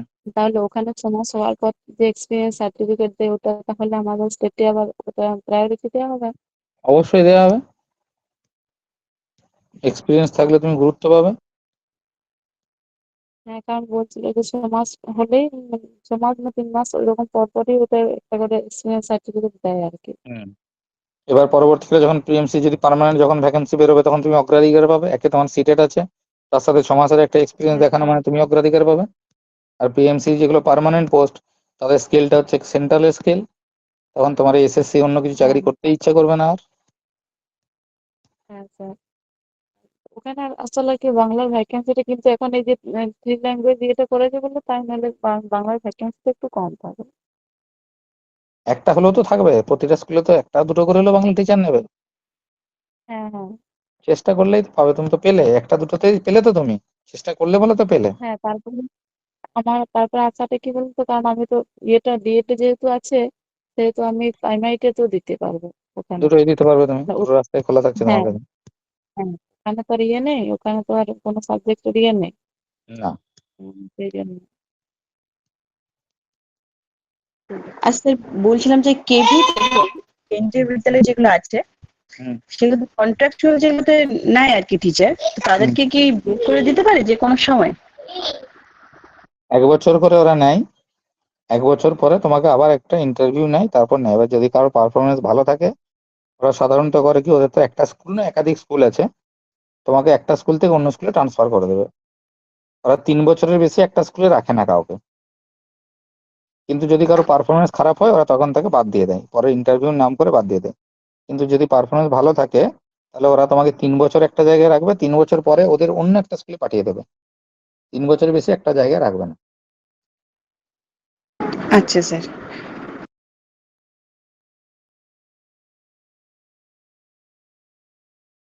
আর আমাদের নতুন করে যে পিএমসি স্কুলগুলো চালু হবে, ওখানে কিন্তু পার্মানেন্ট পোস্টে নিয়োগ হবে। হ্যাঁ স্যার, ওখানে তো সিটের কথাটা বললেন, আর ওটা বিয়ের হুম, ব্যাপার।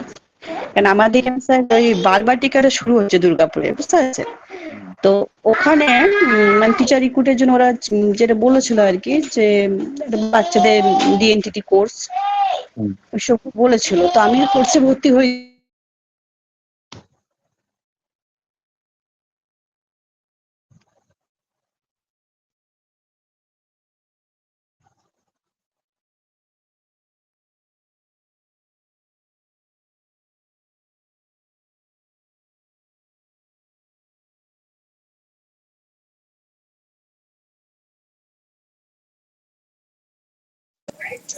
স্যার তাহলে হ্যাঁ বলো। লেফট নেবো?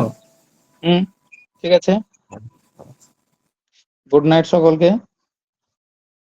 প্রস্তুতি শুরু করো, যা অসুবিধা হবে আমাকে জিজ্ঞেস করবে, আমি তো রয়েছি। হোয়াটসঅ্যাপ তো সবসময় ওপেনই থাকে, প্রস্তুতি নাও, ঠিক আছে? গুড নাইট সকলকে। আর স্যার পঞ্চায়েতেরটা আপনি তো আপডেট দেবেন স্যার যখন শুরু হবে স্যার। দেবো। আচ্ছা